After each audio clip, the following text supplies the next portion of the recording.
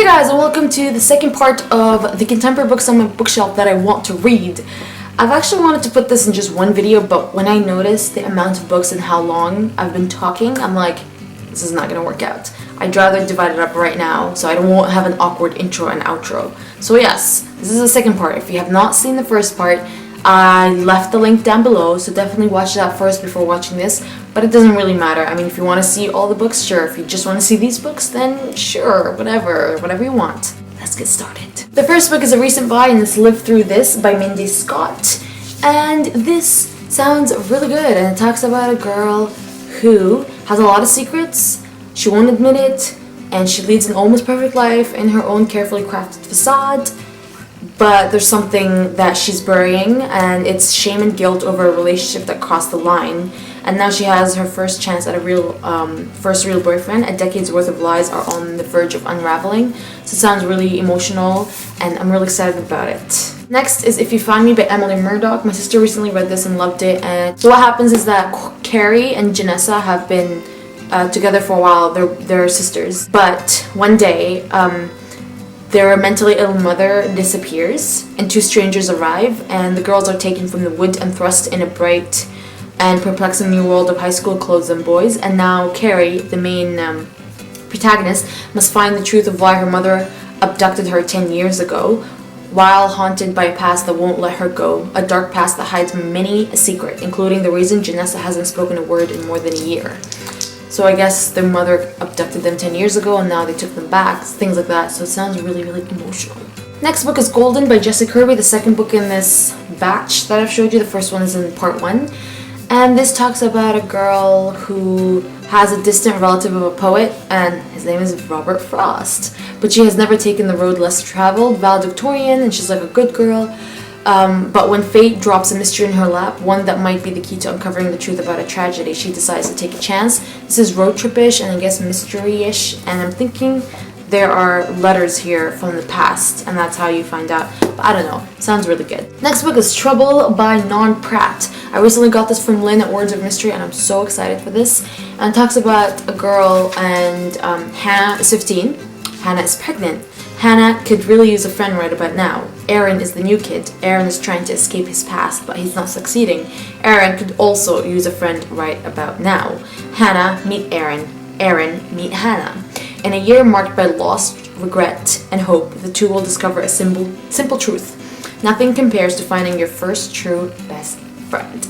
And Lynn told me this has a How to Love by Katie Katugna, so I'm all for it. Next book is The Ever Famous Since You've Been Gone by Morgan Matson. Best friends, one is shy, one's an extrovert. The extrovert leaves one day and leaves a bucket list, and the introvert has to go through the bucket list in the hopes that she might actually meet or find her friend. So it sounds really good. My sister read it, loved it. Lubna read it, loved it. So I'm definitely reading it this year. 40 Things I Want to Tell You by Alice Coopers, and I mainly got this book because of the cover. And it says here, top tip, some secrets are too hard to keep. Pete is the consummate bad boy. He's everything Bird is not. Bird can't stay away, and the more drawn she is to him, the more cracks are revealed in her relationship with Griffin, and Griffin is her current boyfriend.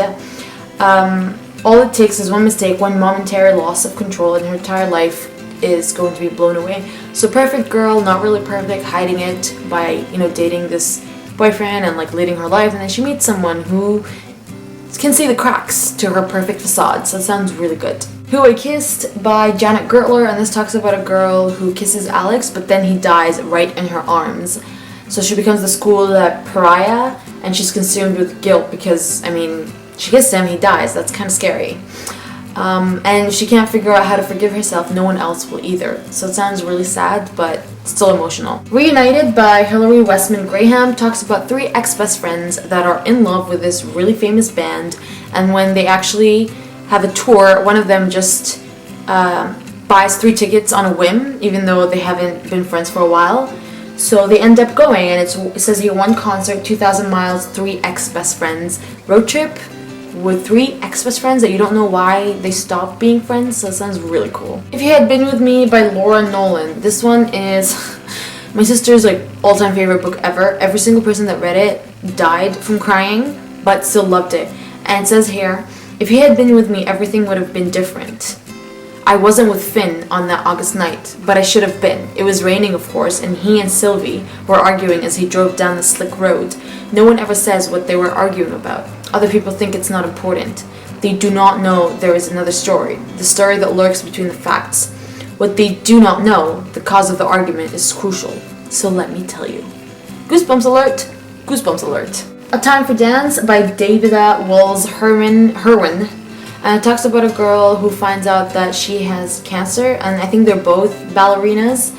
And yeah, so they have now both Jules and Sam must learn to accept the unacceptable. That Jules' cancer may not go away. Sounds really sad, and I love the ballet setting in this book, or the dance setting in the book. Saving Francesca by Melina Marchetta. A girl who is in a boarding school called St. Sebastian's, and I think it's the first year that they open it as a co-ed. Before it was an all-boys school.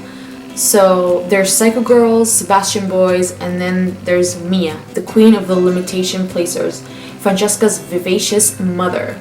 And I think she also works in the school. Sounds like a really cool boarding school setting with a kick-butt protagonist or voice. Bunheads by Sophie Flack. Only reason I bought this is because of the ballet setting, and I'm really excited for this one. It says that 19-year-old dancer Hannah Ward has followed the Manhattan Ballet Company's unofficial mantra, don't think, just dance. But when she meets Jacob, a spontaneous musician, Hannah's universe begins to change. With her eyes duly open to the world beyond the theater, she must decide whether to compete against the other bunheads for a star soloist spot, or to strike out on her own. Did not know she's 19. Now I'm like more inclined to read this book. Yeah. Jane by April Lindner. This is a retelling of Jane Eyre that I'm really excited about. And April Lindner writes a lot of retellings of different classic novels. The Ruining by Anne Colomer. My sister Anna Colomer. My sister loved this book, and Lubna just recently read it, and like her mind was blown away. And it's the type of book that will mess with your head, psychological thriller. So I'm definitely reading this book before the year ends, and I'm excited about it. And it says here, Annie's dream of going to California to work for a perfect family is finally a reality. She never expected it would turn into a nightmare. Dun dun dun. Goosebumps alert. Boys, Bears, and a Serious Pair of Hiking Boots by Abby McDonald. She's the author. She's actually known also as Abigail Has, and she wrote Dangerous Girls as well as Dangerous Boys. I recently read Dangerous Boys, and it was like, whoa, psychological mess up. That's what it is. And this talks about 17-year-old Jenna. And she has to go survival thing. Sounds really funny. Wilderness and all that, and she has to try to stay alive, I guess. So I'm really excited for this too. Before the last is The Short Time by Mary O'Connell. And this also has to do with a girl keeping a secret or something, or she has to repent for something that she's done, and she has a broken heart. Yeah. So readers will cheer Sandinista on as she navigates an often brutal but unexpectedly beautiful world. So this sounds really cool. Another short contemporary that I'm really excited to read. And the last book, finally, in all of this whole 2 parts, is Out of Reach by Carrie Arcos, a National Book Award finalist. And this talks about a girl. Her name is Rachel, and she's always idolized her older brother Mika. And he struggles with addiction, but she tells herself that he's in control, and she almost believes it until the night that Mika doesn't come home. And Rachel's terrified, and she's pretty much trying to find her brother and where he's disappeared to. Sounds really emotional. Love the cover. Even before the book came out, I was instantly drawn to the cover when the cover was revealed for it. So I'm definitely excited to read it. So these are all the books in this huge Listopia video. Let me know if you guys, again, have read any of these books and what you think of them. I generally, whenever I ask this question, no one does. But let's hope at least one person does. And I hope you guys have a nice day. Hope you guys have a nice day. Bye.